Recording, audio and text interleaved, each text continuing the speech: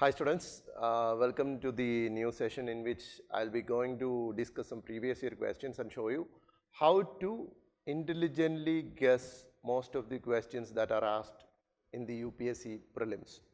Okay, so we are into the final lap of the preparation for 2023 Prelims, and right now most of you will be revising your topics and doing tests.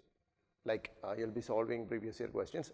So with this video, with this session, I am planning to give you some insights into how to intelligently crack or how to intelligently eliminate statements that are asked in UPSC Prelims. So most of the students, even after preparing for an year or two or 3 years, still find it difficult to clear the prelims. And most of them think it has an unassailable mountain. But reality is it is not. Okay, you might have seen people, many people, those who have cracked once. That means those who have cracked the prelims one repeatedly qualifies the prelims. So there is a particular thing behind this. If you have noticed this, then you will find that there is no special formula or no special trick or technique behind this. There is only one thing, that is intelligence. Or if you could intelligently crack or eliminate the statements, you could easily crack the prelims. Okay. The path to crack that statements or path to crack the questions is very careful, should be carefully selected. Else you will choose the wrong option. Okay. So in this session, I'll be showing you some previous year questions. Those are randomly selected from almost all the topics covering history, geography, polity, economics, and science and technology. And in this session, I'll show you how to crack those statements or how to easily guess the answer of those questions from an aspirant's point of view, not from the point of view of a faculty. I'll show you how, as an aspirant, how can I crack those statements easily? So with these techniques or with this common sense or with this logic, you can easily crack most of the questions that are asked in the prelims. Okay. Majority of the questions that are asked in the prelims are of average level. Only a few are very tough or only few are very easy. Most of the questions are average difficulty level only. So those questions can be cracked very easily if you follow the techniques that I am going to convey it in this video. Okay. So first and foremost, you need to be very cool-minded when you face the exam. Those 2 hours that for general studies and 2 hours for the CSAT are crucial. So when you sit in the exam hall, you need to be cool-minded. If you are cool-minded, then you can use these techniques and you can easily crack the prelims. Okay. Even if you haven't, if you believe you haven't gone through almost all the topics, still you can crack, still you can get good marks if you follow these steps. Okay. So let's move on to those questions that are randomly selected. I'll show you from almost all the topics. Okay. So this was a question that was asked in the 2021 prelims. It is from history. Okay. It was a random question. It is not there in any of the common material that the aspirants study. So I found it very interesting. This was an interesting stuff from the newspaper. Still, those are not like aspirants, when you read any current affair material or news, they usually do not follow these type of questions. But UPSC has the habit of asking such kind of questions in the prelims. So that's why I chose it as the first one. Okay. Let's read it. With reference to Chausatyogini temple situated near Modena, consider the following temples. This is about a temple, and that is Chausatyogini temple. Okay.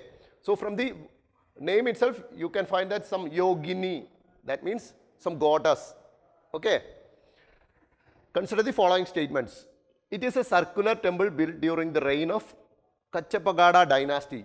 I don't know. So as an aspirant, I don't know. So I haven't heard of this dynasty very much. So I don't know whether it was built by them or any other dynasty. So I will keep it there. Now that statement is, for me as an aspirant, that statement is not an eliminatable one. So I will keep it there. So move on to the next statement. It is the only circular temple. It is the only circular temple. Only, that is the word. It is the only circular temple built in India. So that makes it an extreme statement. It is the only circular temple. Just go through your surroundings, just go through your area. You might have seen most of the temples or some temples that are circular in shape. So this only makes this statement an extreme one. This only makes this statement an extreme one. Okay. For me as an aspirant, I have seen some circular temples in my area. So I will eliminate it. So eliminating these two, go to your options. So 2 is here. So I have eliminated this one. 2 is here, eliminated. 2 is here, eliminated. So and I have only this one left. 1 and 4. So even with eliminating only one statement, I can reach an option. The option C has only 1 and 4. I have eliminated 2, 2, 2. When all those 2's are eliminated, I got option C as the answer. Now go to the remaining statements. It was meant to promote Vaishnava cult in the region. So 3. I have already told you Vaishnava and this is Yogini. So some goddess, and it is saying that it was to promote Vaishnava cult. So it can be a wrong one, and that is what it is written here. We have only got 1 and 4 as the right answer. And its design has given rise to a popular belief that it was the inspiration behind the Indian Parliament building. Okay, that was a funda behind this question, putting this question, because we are into the Central Vista project, which is the new Parliament building, new facilities are being created there. So our point is, we have eliminated this statement and we got the answer here. So it is pure common sense, it is pure logic and your presence of mind that takes you to the correct answer of this question, okay. So like this you should think all your remaining questions. When you face the 100 questions, use this type of thinking only. If you could eliminate 1 or 2 statements, that is enough, but you should identify what should be eliminated and what should not be. Okay, so let's move on to the next question. This is from Indian polity. With reference to India, consider the following statements. So this is also a question that was asked out of normal standard books. Okay, this is not there in our normal preparation material like Lakshmikant or D.D. Basu. So it was asked from a news or from the general news or from the general things that are happening around us. It was about judicial custody. This is a word that appears usually in our newspaper. Judicial custody. He was under judicial custody. He was his judicial custody was not extended. All these news are happening daily around us, but we are not noticing those things, or we are not noticing the particulars of that thing. But UPSC has the habit of asking those questions, okay. So let us look at the question. With reference to India, consider the following statements. Judicial custody means an accused is in the custody of the concerned magistrate and such accused is locked up in police station, not in jail. So we have got judicial custody. Judicial custody means under the custody of judiciary. So this first part is true, means accused is in the custody of concerned magistrate. That can be true, right? But there is one and another fact is given here, and the accused is locked up in police station, not in jail. So think of this one. Somebody is under a magistrate's custody and he is in a police station and not in a jail. That means if he is in the police station, the police will get an upper hand over the accused, right? The police can question him. He is in judicial custody, and if he is in the police station, then the police can do anything to him. But judicial custody is not police custody. That we know. So this part can be a wrong one. Usually, if the statement is a long one and if it is combined, two different facts are combined using an and, mostly any part, this part or this part can go wrong. So if an and joins a big statement or two different facts, then either part of that and can go wrong. That is a usual strategy that we follow in cracking the prelims. So even if you apply your strategy or common sense, this part is wrong. I found it wrong. So locked up in police station and not in jail. So I have eliminated that one. So statement 1 is eliminated. That means I have only left 2 only and neither 1 nor 2. So I have eliminated 2 options. That means 50-50. Let's go on to the second statement. During the judicial custody, the police officer is in charge of the case is not allowed to interrogate the suspect without the approval of the court. Okay, that makes sense. Okay, that makes sense because police officer in charge of the case is not allowed to interrogate without the approval of the court. So he is in judicial custody. So the police officer, if he need to interrogate that accused, he needs prior approval of the magistrate. Okay. That makes common sense. Okay. So I am taking it as a true. I am taking it as true or correct.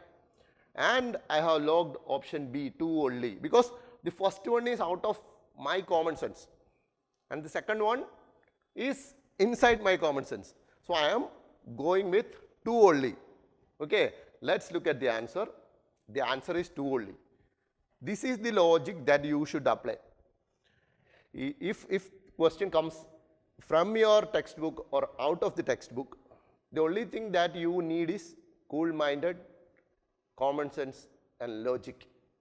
Okay. So I have shown you 2 random questions that most of the students found it difficult during the 2021 prelims because they are not familiar with these type of questions because they are asked from outside your textbooks. So people found it difficult to crack or they found it confusing. But it was actually not confusing. It was pretty much easy to crack if you follow your logic. Okay, let's move on to the next question. This is an interesting one. Look at the question. The vegetation of savanna consists of grasslands with scattered small trees. The forest development in such areas is generally kept in check by one or more of a combination of some conditions. So here it is saying that the vegetation of savanna is checked or generally kept in check by one or more of the following conditions. What are those conditions? So savanna, they are given it as grasslands. So grasslands we know mostly it is grasses. Okay. And only you can find some shrubs or small trees there. If you are watching Animal Planet or Discovery Channel, you will be familiar with those kind of landscapes. Okay. So consider that, rethink, recollect that to your mind. Okay. Now you can feel the grasslands in your mind. And now go to the following conditions. Which of the following conditions? Burrowing animals and termites. Okay. Can burrowing animals check the growth of trees or check the growth of grass? Or can it limit the growth of a particular kind of tree? I don't know. I don't think so. Okay. Next one, fire. Obviously, if fire repeatedly happens in a particular place, then it can arrest the growth of most of the plants in that area, right? So I'll take 2. I'll take 2. Now, grazing herbivorous. Oh, pretty much easy one. When the cows, buffaloes graze there, that can arrest the growth of plants. Okay. So 2 and 3 I am taking. Then seasonal rainfall. That is also a possibility. Because we know when rain falls or when we get a good amount of rainfall, there is a possibility of what? Monsoon type of forest or evergreen forest because we have seen in Amazon, those are evergreen forests, Amazon. And here in India also, in some parts of the Western Ghats, we can find evergreen forests because they get a lot of monsoon rain. Okay, so this rainfall can be an option. In India, in Indian geography, we know the areas which get most of the monsoon rain have good growth of heavy or higher plants or taller plants, and those into this inner area of the Indian subcontinent, those are the regions where we get less rainfall. So there the vegetation is not as tall as the other parts of India. So seasonal rainfall can also be a possible answer. So now I have 2 fire, 3 grazing herbivores, 4 seasonal rainfall, and that means I have 2, 3 and 4. Then soil properties. Right now I have 2, 3, 4, and when I look at the options, I have 2, 3, 4 option C. So I don't think there is no need to go on to the fifth choice, because with 2 and 3 there's only one option with 2 and 3, fire and grazing herbivores. Those 2 choices are the easiest ones. Those 2 choices are the easiest ones. So with these 2, there is only one option, and that is option C, 2, 3 and 4. Okay. Now some economics question. Consider the following statements. The governor of the Reserve Bank of India is appointed by the central government. The second statement, certain provisions in the Constitution of India give the central government the right to issue directions to the RBI in public interest. The third statement, governor of the RBI draws his power from the RBI Act. So 3 statements are given about RBI. RBI and banking is a hot topic for the UPSC Prelims. And usually when analyzing the questions from economics, I found that in a multiple statement question, like 3 statement question, mostly one will be related to current affair and the 2 other will be some other associated fact. One will be a current affair statement, like something that is happening right now about that particular topic, and the other 2 statements will be an associated facts. Like here in this question, one statement is from current affair and the other 2 are related to RBI. So usually in those type of question, the current affair statement is in 99% of the cases, the current affair statement is wrong and the other are correct. This is usually seen in economics. Okay, when economic question comes, and if it is a 3 statement question, look at or try to find the current affair statement. If there is only one current affair statement, most probably 99% that is going to be wrong one, and the rest of the 2 are right. So with that in mind, look at the question once again. The governor of RBI is appointed by the central government. We all know that he is appointed by the central government. So 1 is true. Certain provisions in the Constitution of India. Constitution of India gives central government the right to issue directions to the RBI. So this was the statement. This was the current affair statement that I told you just right now. Okay.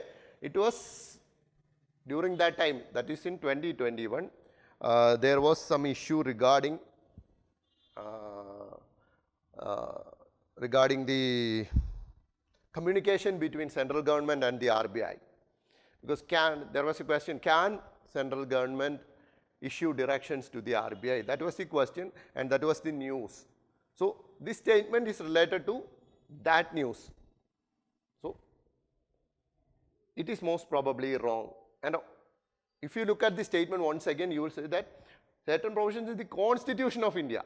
We know what the Constitution of India is about. So we can right away eliminate this statement. So I have eliminated statement 2 and I have got statement 1 as right. So upon eliminating 2, look at the options. 1 and 2 only eliminated, 2 and 3 only eliminated, 1 and 3 only. Okay, there is no 2 in that, so I'll keep it there. Then option D, 1, 2 and 3, I have eliminated. So that makes 1 and 3 the answer. Look at that, 1 and 3. The current affairs statement, the statement 2 is wrong, and the 2 associated or facts related to RBI are true. Without even going to the statement 3, I have got the answer. So this is pretty much easy. If you apply your mind, if you are cool-minded and if you apply your mind when or during that 2 hours, you can easily crack the prelims, okay?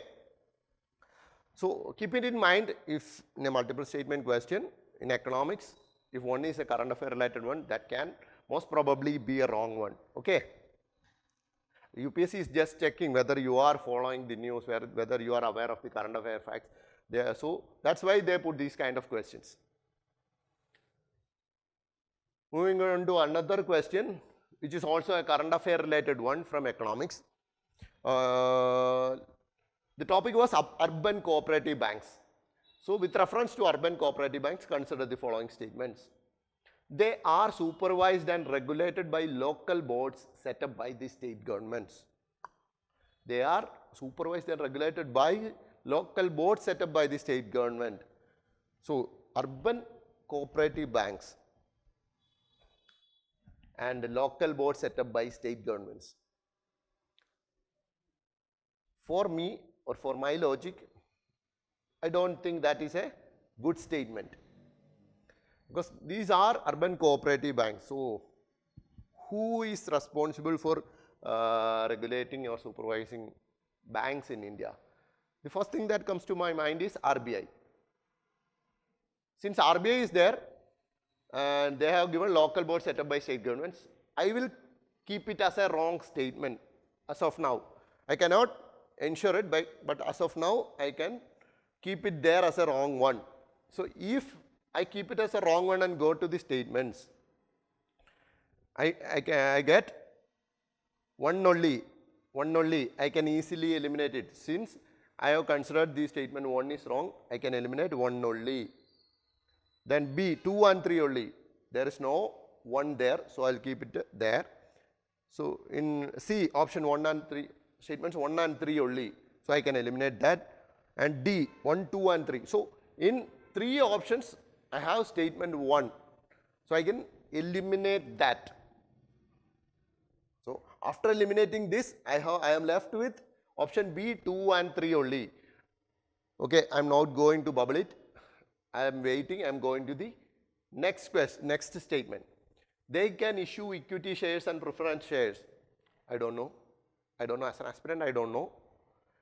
And statement 3, they were brought under the purview of Banking Regulation Act 1949 through an amendment in 1996. Okay, that also I don't know. So I don't know 2 and 3 clearly. And using my common sense, I can eliminate option 1. So if I eliminate option 1, I get option B as the answer. So there is no other choice, I am bubbling it. Let's see what happens. 2 and 3 is the right answer. Look, 2 and 3 is the right answer. You know why?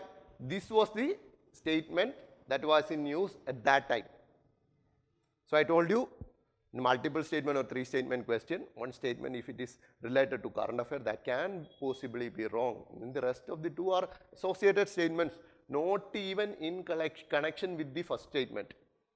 Like, look, they are telling about supervision and regulation, and the next 2 statements are about they can issue equity shares, they were brought under the purview of Banking Regulation or something, some associated facts related to the particular topic. So using those 2 strategies, using the common sense and using the strategy that I have earlier told you, I get option B, 2 and 3 only as the answer. Okay. So next one from economics also. You know why? Most people consider economics as a tough subject for UPSC Prelims. And right now I think I have gone through 3 questions which you can crack easily using your common sense. There is no need to study some big text or some going through a number of materials. You just need to have an understanding of the basics, and rest is all about keeping your presence of mind in the examination hall. If you can keep that, then you can easily crack these statements. You can eliminate statements. Elimination should be calculated, should be educated guesses. It should not be random. Okay, just taking a question, okay, one cannot be wrong, one cannot be right. That is random guessing. You should not follow that. You might have heard of aspirants or toppers saying that about smart work. So this is one kind of smart work, that is educated guesses. Only with educated guesses can you, or only with smart or intelligent guesses or common sense using guesses, you can crack the prelims. Simply going behind the content cannot ensure that you can clear the prelims. You need to have this type of thinking, because UPSC want people who think intelligently to clear the prelims. Okay. This one was a tough one from an aspirant's point of view when I faced the exam. With reference to India, consider the following statements. Retail investors through demat account can invest in treasury bills and government of India debt bonds in primary market. Okay. I don't know. As an aspirant, I don't know. Retail investors can invest dash. There are so many things given there. I don't know. So, I don't know means I cannot assure whether it is right or wrong. That's the problem. I might have heard of this, I might not have heard of this. The problem is that I cannot assure, okay, 100% this is right, 100% this is wrong. That I cannot assure. So that's why I am keeping there. Okay. Then I am moving on to statement 2. The negotiated dealing system ordering matching is a government securities trading platform of the RBI. Okay. They have given the name of some system, the negotiated dealing system on order matching. I haven't heard of this system. Think it of like that. It's a government securities trading platform. It's a government securities trading platform of the RBI. So who conducts the trading of government securities? It's the RBI. I know that. Through the RBI, the government is conducting the trading of the securities, because government is selling the treasury bills and other dated government securities through RBI. So this portion is correct. The government securities trading, and it is done by RBI. That part is correct, or that part makes sense. So this one, the name of the system can be also true. I am considering it like that. Since the security trading of the government is conducted by the RBI, this can be the name of that system, the negotiated dealing system order matching. So as per that logic, I am taking it as a right one. Okay, I am taking statement 2 as right. I don't know the condition of statement 1. Then I am going to statement 3, because right now I have not eliminated any statement. I got only 2 as the right one. So that means either B or D can be the right answer.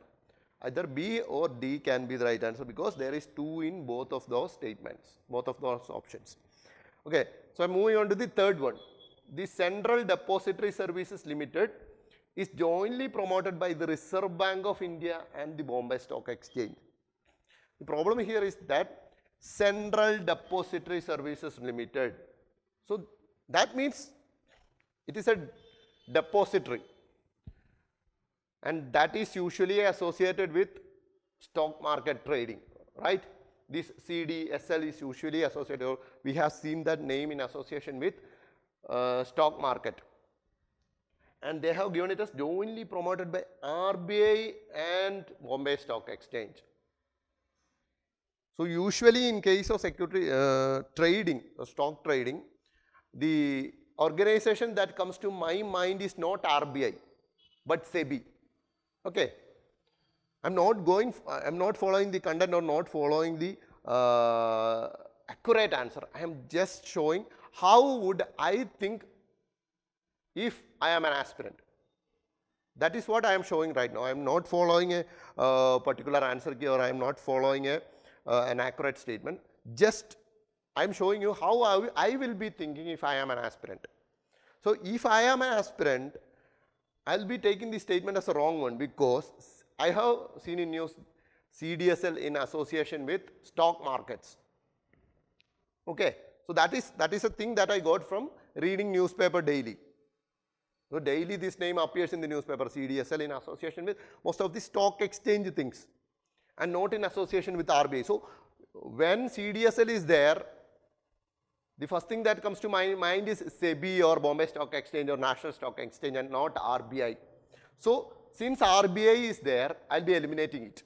I'll be eliminating statement 3, because that's the only option that is left with me.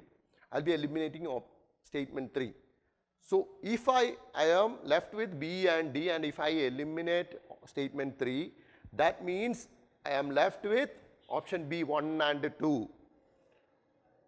This is a strategy that I can follow, or I will follow if I am there in the examination hall. I am not talking from the point of view of a faculty, I am talking from the point of view of an aspirant, because I have followed these steps in my preparation years. Okay. So using those techniques, I have eliminated statement 3, and I got 2 as a right one, and I don't know the status of statement 1. So 1, I don't know the status. 2, I have eliminated. 2, I know it is a right one, it can be a right one, and 3, I have eliminated. So with these 3 chances, 1, no result, okay, positive result and negative result. So with these 3 things, I can bubble option B. Let's look at the answer. The answer is 1 and 2. Answer is 1 and 2. So in this way, you should think. UPSC was also looking for such kind of aspirants only. They want people to intelligently crack, or they want people who read newspapers, or who follow these things that are happening around us. So statement wise, these questions are somewhat technical, I would say. Not too much, somewhat technical, I would say. Still, you can crack this. For a normal aspirant who follows some particular material and do not use your brains, this one is a difficult one, because these things are not there in your standard textbooks. These are the things that you get only if you follow the news that much carefully, and you have some sort of like arranging those newses in your brain. Only if you follow that strategy, then you will get this. Otherwise, you need to follow the strategy that I have used to crack this question. That is common sense, that is logic. Pure logic plus some basic idea from the news can ensure you that you get statements, or you can crack the questions rightly. Okay. Moving on to the next one. With reference to water credit. Okay. Look at the question carefully. This is one of the questions that comes out of your material, that is comes out of your current affair material, or comes out of your normal reading or normal newspaper. These are some questions that UPSC asks usually. Okay. So since it is out of your material or out of the current affair compilations that you might have seen, you will find it difficult, right? If you face something that is not familiar with you, then you will find it difficult. So most of the aspirants leave this question without even reading it. But in my opinion, these questions are the easiest ones. And you should not leave it unmarked, because most of the aspirants, after finding it difficult, will leave it. So the competition is very less for these type of questions. Okay, the competition is very less. So if you can get this right, you will have an upper hand. Because the other questions that almost all people write, or almost all people correctly answer, that you will get. So this, if you face this question and if you get this correctly, then you will have an upper hand. All right. Let's face the statements. Okay, I am seeing this statement, or I am seeing this water credit for the first time in the examination hall. So let's look at how I'll be going to crack this. With reference to water credit, consider the following statements. It puts microfinance tools to work in the water and sanitation sector. Okay, good, cool, because it is about water and credit. So it puts a microfinance tool. Okay, that can be a good one because the word credit is there. So finance should involve there. In the water and sanitation sector, okay, water credit. So logically, both these words are coming in the first statement. Water is there, credit is there, right? So that can be a right one. I don't know, I cannot confirm it, but that can be a right one. There is no way that I can eliminate that statement as a wrong one. So I'll keep it as a right one. It is a global initiative launched under the aegis of World Health Organization and World Bank. Okay, World Health Organization and World Bank. So they have given two famous international organizations. Okay, I don't know still, I don't know, I am keeping it there. I cannot say that it is right or wrong at this moment. So for statement 1, it is probably correct because there is no way to eliminate that one. But for the statement 2, I can say that it is wrong or I can say that it is right. So I'll keep it there. And statement 3, it aims to enable poor people to meet their water needs without depending on subsidies. So that's a positive statement, right?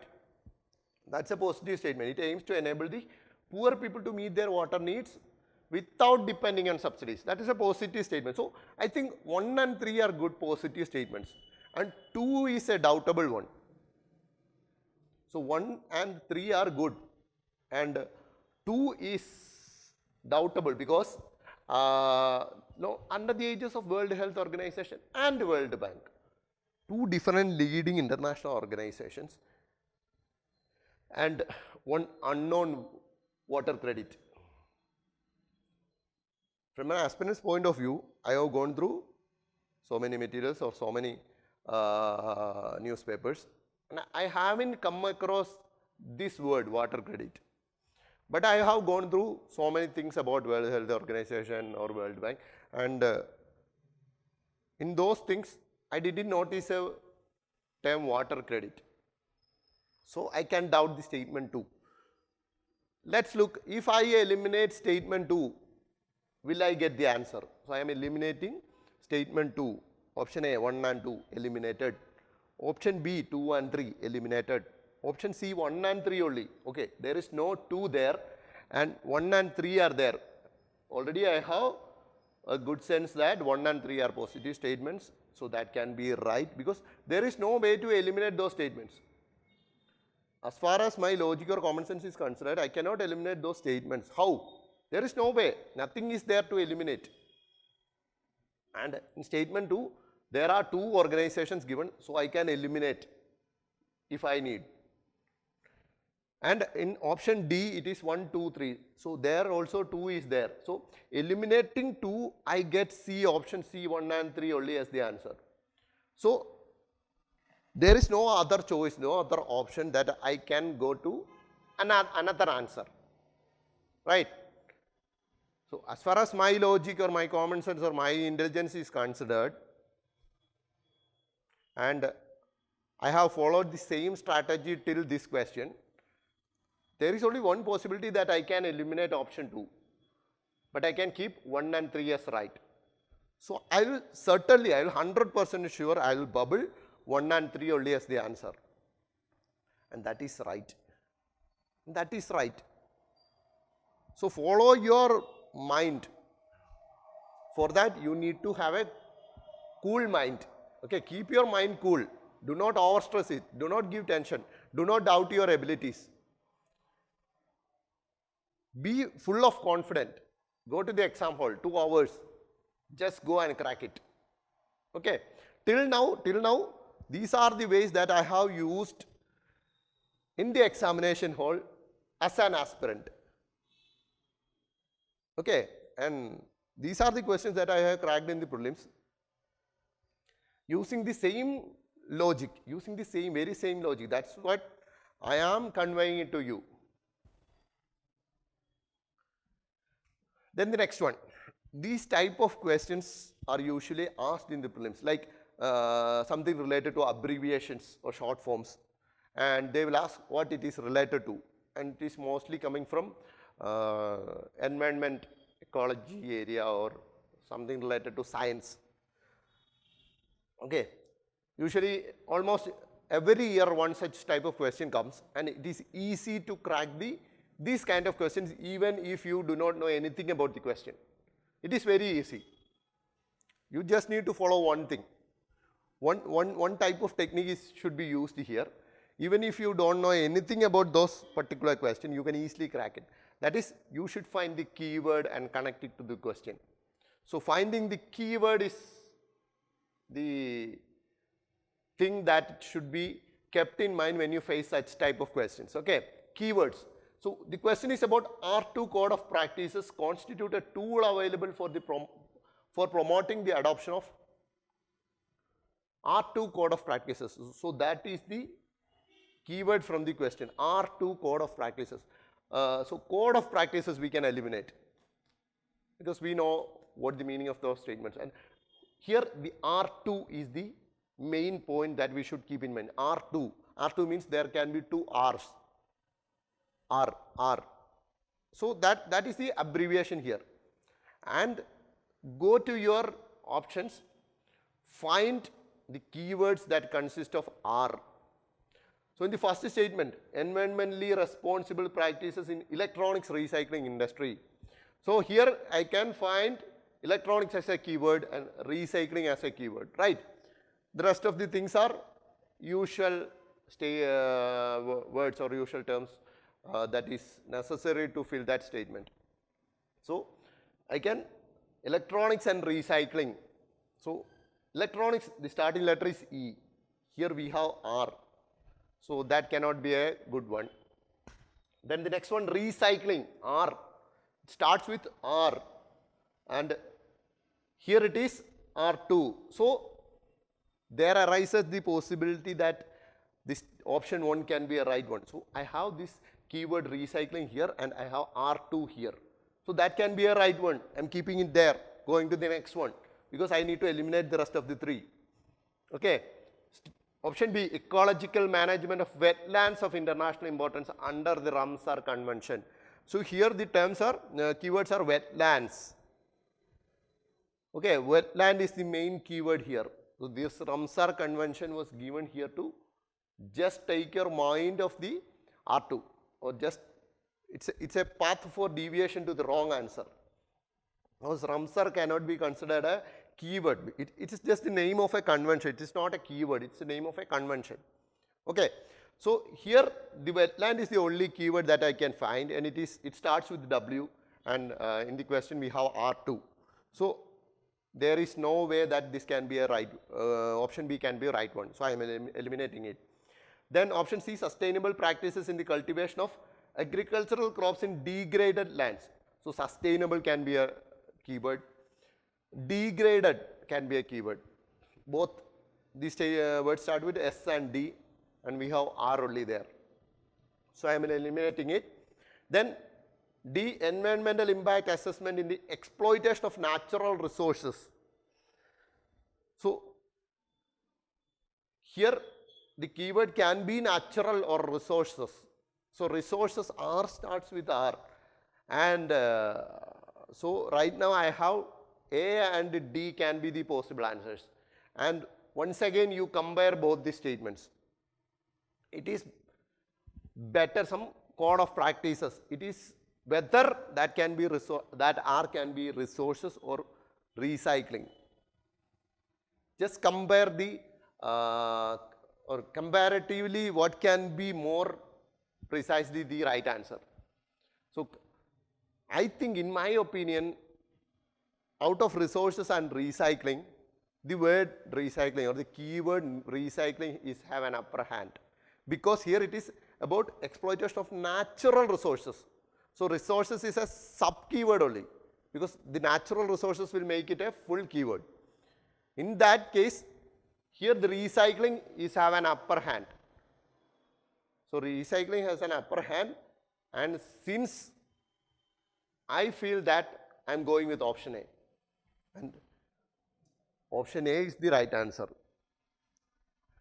I think it was in 2017 or 18. They asked a question on M stripe.